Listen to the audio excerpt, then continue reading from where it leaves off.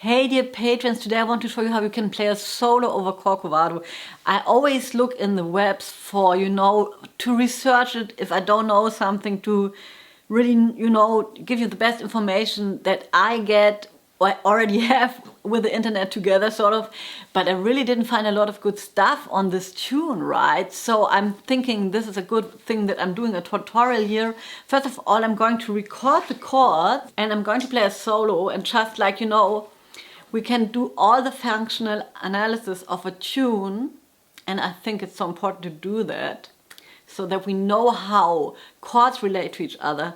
Still, sometimes the best thing that you can do is to play a solo over it, also listen to the recording and hear how the stuff that you think is going to happen is really happening there, because sometimes it's different. And we always have to check with our ears as well, not only with our mind. So let's have the chords.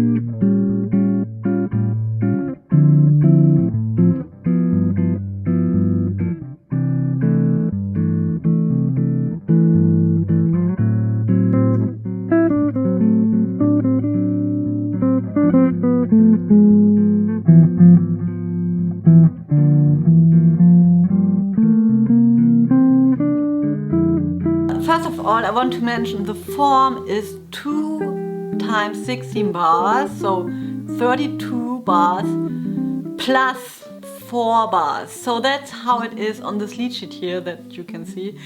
But many people skip the last 2 bars and go directly into the beginning, so then it would be like a 34 bar form.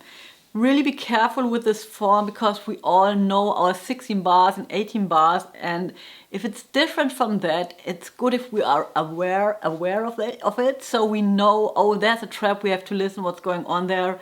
And then many people play the C6 chord or C major 7 chord as like a wamp out at the end of the tune, right? So I wanted to play this song one time before I talk about it, because I've been playing it so much and then I haven't been playing it for such a long time.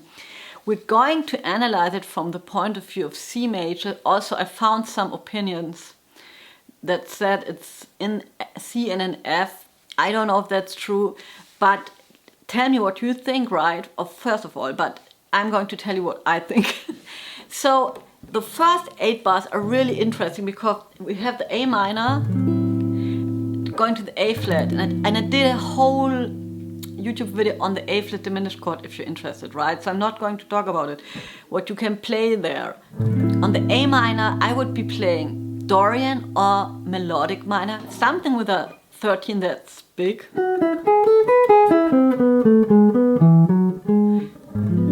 On the A flat diminished, I would play maybe A harmonic minor or double diminished, right? That would be whole tone, half tone, starting from the A flat. And then we have the G, C to the F, right? And this order, so if we think for a moment we would be in F, then this would be on the 3rd degree. Then this would be a chromatic chord on the flat 3, leading into the 2, 5, 1. And that's actually something that's happening in a lot of tunes.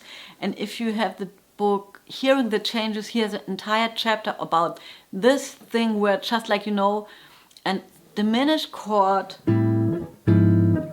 connects 2 chords. You can also really hear the bass line.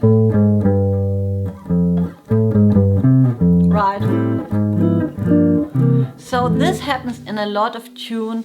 So I'm thinking the A minor would be on the 3rd degree in F, right? But since I said we're analyzing it from the point of view of C, this would be, of course, like our minor parallel. And then we would have a 2-5-1 to 4, or in other words, the C7 would be a secondary dominant, 5 going to 4. The secondary dominant brings 2 chord along to the 4 chord. And then the 4 chords gets to be the 4 minor chord, right? If you look at it like this, for me it's much easier to make sense of this tune, right? We have a 4 major, 4 minor chord, the B flat, you know, just tags along. And then, attention please, we have the E minor, right? And you can also see in the melody that there's an F on the E minor, not an F sharp. So it's not E minor A7 going to D major. Some people say that would be this thing. It's not the thing. The E minor is sort of replacing or substituting the C major chord, right? Because the diatonic chord on the 3rd degree in a major scale can replace the tonic. So think in your head C major when you see this chord. Play the chords like they are, but when you improvise, the best choice, in my opinion, is the C major scale.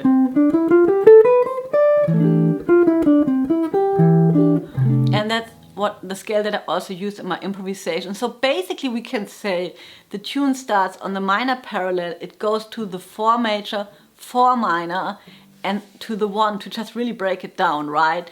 And then the A7 is a secondary dominant 5 leading to, is a 2, right? Is a true, right? So to the D7, just like this, the 2 chord that the D7 brings with it, and then it leads, the D7 is the 5 of 5 leading to the G7. So if you have this E minor A7, A minor D7, D minor C7, and you just get rid of the minor 7s, then you can see it's like a cycle of 5ths going down, right? A7, D7, G7. And then instead of going to C major, it's going to the minor parallel. It's a thing that often happens. It's a cool tool for reharmonization to play the minor parallel chord, parallel relative minor, I'm sorry, I'm still messing that up, instead of the 1 chord, right? So then the same thing repeats, and just in the end we are back again at the D minor, G7, 2, 5, not going to 1 yet, that we have this E half diminished A7, that sounds really nice. Here we can play D harmonic minor and then 2, 5 going to 1, right? So G minor 7, C7 to F major, you can just play everything you can play on a 2-5-1 in F major. On the F minor, I play Dorian, F Dorian, or maybe F melodic minor. On the E minor 7, I'm playing the C major scale. On the A7, I would personally play the altered scale, like B flat melodic minor. A minor 7, D7, play everything that you would play on a 2-5-1 going to G major, right? So the harmonic and the melodic analysis can be different, right?